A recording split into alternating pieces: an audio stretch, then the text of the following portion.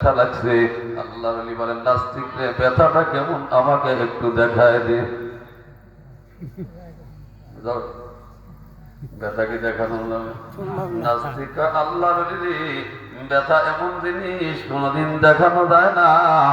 আল্লাহর ওলি কয়, নাস্তিক তোর এক নাম্বার প্রশ্নের উত্তর নিয়ে নে। আমার আল্লাহ এমন সত্তা, আমার আল্লাহকে কোনদিন দেখানো যায় না।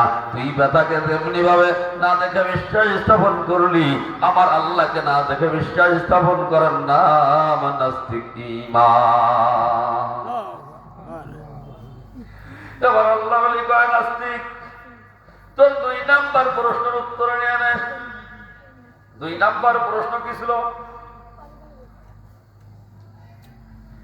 মানব জাহান্নামটা আগুনের তৈরি, জিন্দাতে আগুনের তৈরি। জিন্দাতে আগুনের তৈরি, আগুনকে আগুনের মধ্যে নিক্ষেপ করলে শাস্তি কিভাবে অনুভব করবে? আল্লাহর ওলি বলেন, নাস্তিক তোর দুই নাম্বার প্রশ্নের উত্তর নিয়ে নে। আদালতে কেন আসছে? কয় ন্যায় বিচার দরকার। কয় কিসের ন্যায় বিচার? আপনি আমাকে ইট নিক্ষেপ করেছেন বা ইট নিক্ষেপ করেছে, কয় ব্যথা লাগছে। এবার আল্লাহ আলী কয়, নাস্তিক রে এই ইটটা কিসের তৈরি? কয় মাটির। কয় তোর দেহটা কিসের তৈরি? কয় মাটির তৈরি। এবার আল্লাহ আলী কয়, তোর দুই নাম্বার প্রশ্নের উত্তর নিয়ে নিলেন নাস্তিক।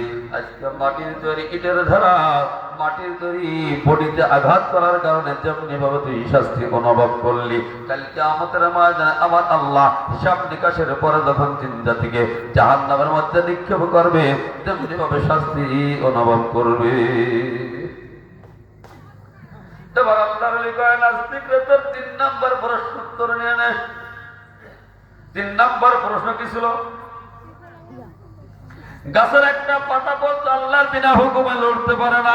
উনি নামাজ পড়ে না, রোজা রাখে না, হজ করে না, যাকাত দেয় না, পিতা মাতার খেদমত করে না, সত্য কথা বলে না, সৎ পথে চলে না, সব তো আল্লাহর হুকুমে করে, ওনার কোনো দোষ নাই। এবার আল্লাহর ওলি বলতেছেন, নাস্তিক তোর তিন নাম্বার প্রশ্ন উত্তর নিয়ে নে। তুমি একটু আগে স্বীকারোক্তি দিয়েছো গাছের একটা পাতা পর্যন্ত আল্লাহর বিনা হুকুমে লড়তে পারে না। তুমি নামাজ পড়ো না, রোজা রাখো না, হজ করো না, যাকাত দাও না, পিতা মাতার খেদমত করো না, সত্য পথে চলো না, এখানে তোমার কোনো দোষ নাই, সব আল্লাহর হুকুমে হয়। কেন আদালতে আসছো? আল্লাহ ওলি রে, আপনি আমাকে ইট নিক্ষেপ করেছেন বা ইট নিক্ষেপ করেছি, তাতে কি হয়েছে? কয় ব্যথা লাগছে। কয় ব্যথা লাগছে, অসুবিধা কি? কয় ন্যায় বিচারের দরকার।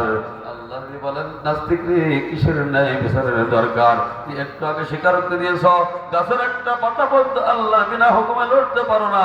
তুমি নামাজ পড়ো না, রোজা রাখো না, হজ করো না, যাকাত দাও না, অন্যায় করো, অবৈধ কাজ করো, সব তো আল্লাহর হুকুমেই করো। আমিও তো আল্লাহর বান্দা। 10 নাম্বার ইটটা তো আল্লাহর হুকুমে নিক্ষেপ করেছি, এখানে ন্যায় বিচারের কি আছে? আল্লাহর হুকুমে করেছিস, আমিও কি করেছি? আল্লাহর হুকুমে করেছি। ও মুসলমান, একটা হলো জান্নাতের রাস্তা, আর একটা হলো জাহান্নামের রাস্তা। সোজা পথে চললে, সঠিক পথে চললে, সিরাতে মুস্তাকিমের উপর চললে আল্লাহ আমাকে আপনাকে জান্নাত, আর যদি আমি আপনি বামের রাস্তায় চলি, জাহান্নাম আমার আপনার অবধারিত। আল্লাহ আমাকে আপনাকে একটা স্বাধীনতা দিয়েছেন, আল্লাহ আমাকে আপনাকে ইচ্ছাটা আমাকে আপনাকে দিয়েছেন, ইচ্ছা শক্তি আমাকে আপনাকে দিয়েছেন।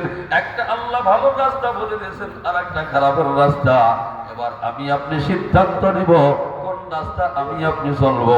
যেই রাস্তায় চলবো আমার আল্লাহ আমাকে আপনাকে তৌফিক দিয়ে দিবে। আল্লাহ পাক রব্বুল আলামিন আমাকে আপনাকে দুনিয়ার মধ্যে শ্রেষ্ঠ মাখলুকাত হিসাবে সৃষ্টি করেছেন, নাকি সন্দেহ? দুনিয়ার মধ্যে আমি আপনি সব চাইতে দামি, এর মধ্যে কোনো সন্দেহ আছে? দুনিয়ার মধ্যে সবচাইতে দামি মাখলুকাত আল্লাহ তাআলা আমাকে আপনাকে বানিয়েছেন। মুফাসসিরিন কিরাম লেখেন, প্রত্যেকটা মানুষের 5টা